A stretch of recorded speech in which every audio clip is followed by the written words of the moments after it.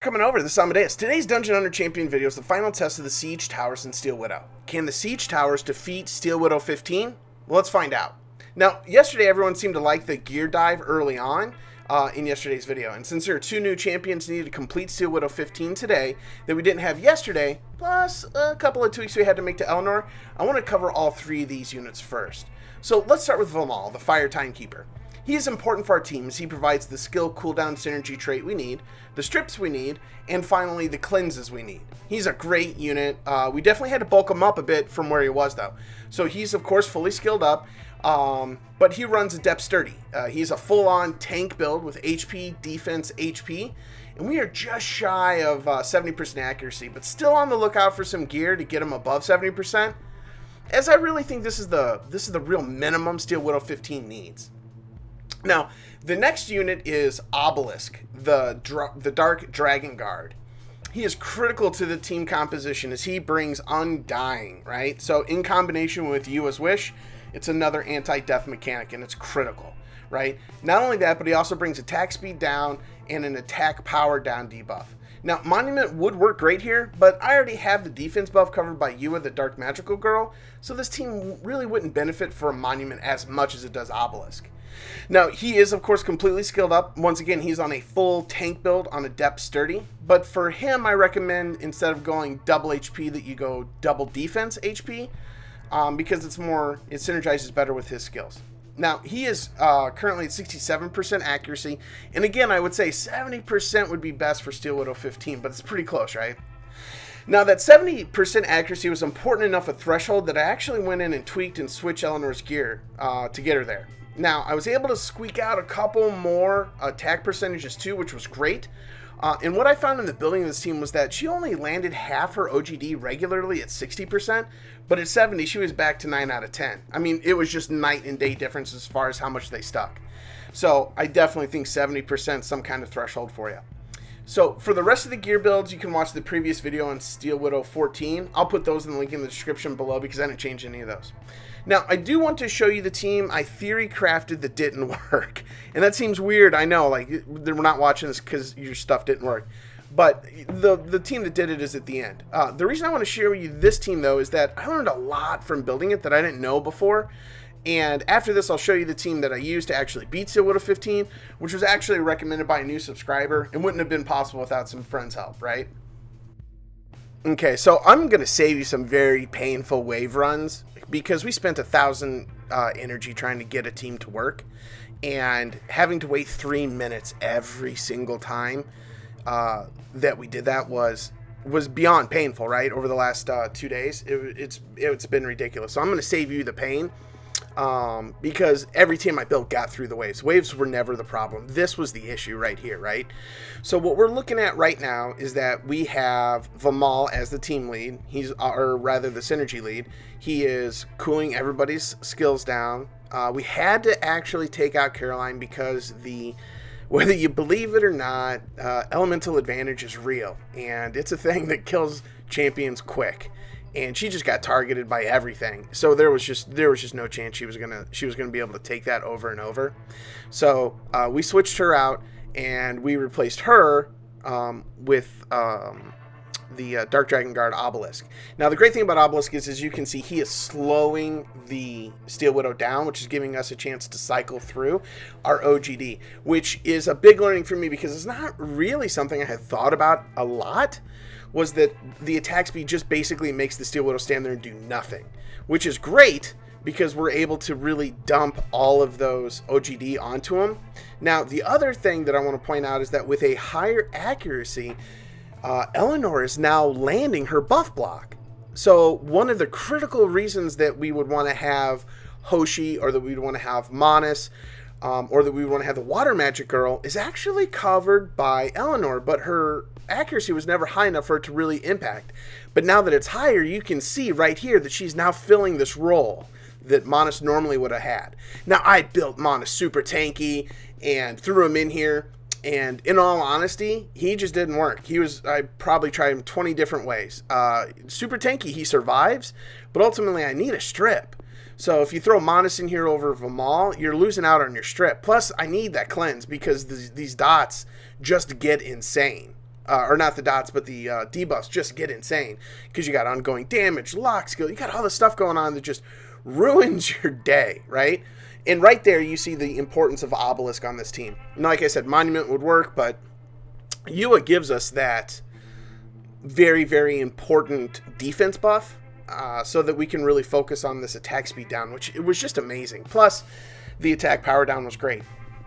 And if you look at this team, it's really not too different than the team that we ran yesterday, with the exception of including Obelisk onto it. And we're so close to beating Steel Widow 15 right now. I mean, it's pretty much in the bag, right? We all just, oh, this is totally in the bag. Well, the problem is those rage counters.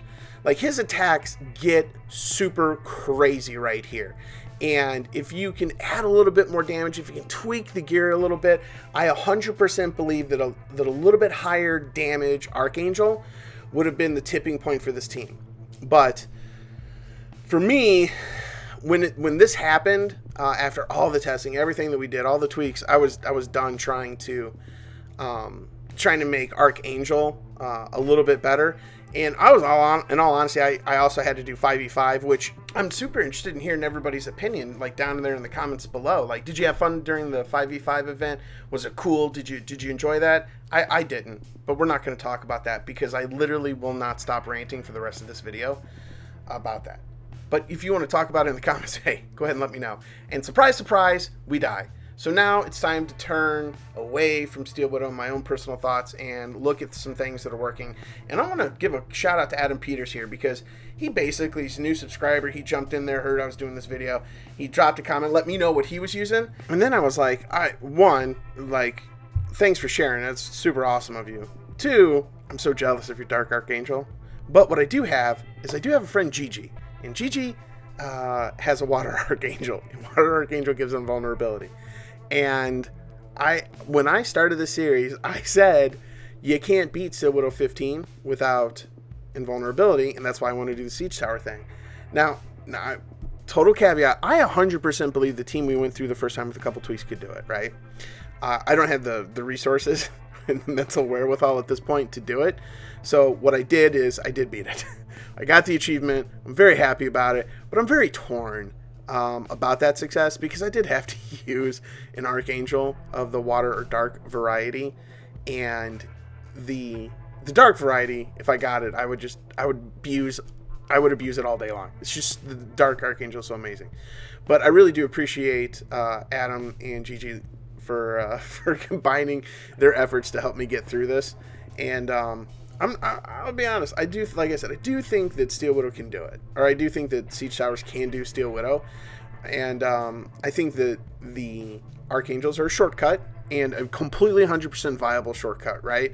Because they're all about a team composition. There's really no difference between an Archangel and a Blade Master when you're talking about getting through a raid. And we were running with double Siege Towers already, so I think it's very, very fair to say that they can do it. And they can be the only DPS, because if you look, there really is no DPS on this team besides the Siege Tower, Eleanor. So this team is not fast. As you can see, it took about 5 minutes to get here through the waves. And I cut them out because, once again, spent like 1,000 energy. Just imagine 1,000 energy trying to build a team to do Steel Widow 15. I was so tired of it. I want to save you the pain and the exhaustion of having to go through those waves, because the team just takes forever. So at least the question is answered, right? And that's a big thing, because if you look at this team, the only thing the Archangel is really doing in this particular instance is it's adding a little bit survivability. I think damage is probably the better way to go, but I know this Archangel is on Adept Broken probably, and it's HP all the way across, right? Maybe it's sturdy. DG, if you're watching, can you just drop in the comments below, let us know how you gear your Water Archangel?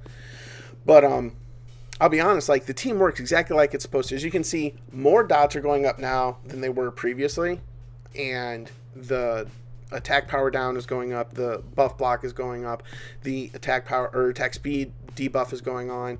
Once again, OGD, there's 8. I mean, that buff in accuracy really helped tremendously for this. And what happened before, where we were just about to win, was that the rage counters got to 70. Now, with invulnerability, I no longer have to worry about the rage counters. Well, I mean, you do have to worry about the rage counters because there could be, invulnerability isn't up 100% of the time, right? So there's the possibility that you could get RNG'd on this, right? But, as you'll see, I also had a potion, and I am not above beating Steel Widow 15 with a potion. I don't think I had to use it, though. I think I was so close. And I lost it. I could not die again. I just could not die again. I'm like, it's going to trigger like lasers and it's going to be awful. So I'm keeping a firm eye on everybody. I'm like, okay, we got invulnerability. We got all these stacks. And then Yua gets locked. And I'm like, oh, no, we can't lose our healer.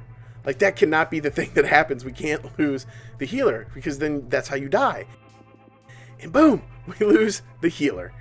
And now I'm just like, oh, hey, we're going to use a potion. We're going to get through this. I'm calling it a day. And we're good. So, like I said at the beginning, like, not just invulnerability that got me through that dungeon. It was also a potion. It was a lot of RNG. But it's done. And if we ever get to the point where we can tweak and get our teams to play where we don't need invulnerability, I'll definitely build that out. As always, though, thanks for watching the videos. Have a great day. Oh, and don't forget to tell me how that 5v5 treated you yesterday. Have a great day. Bye.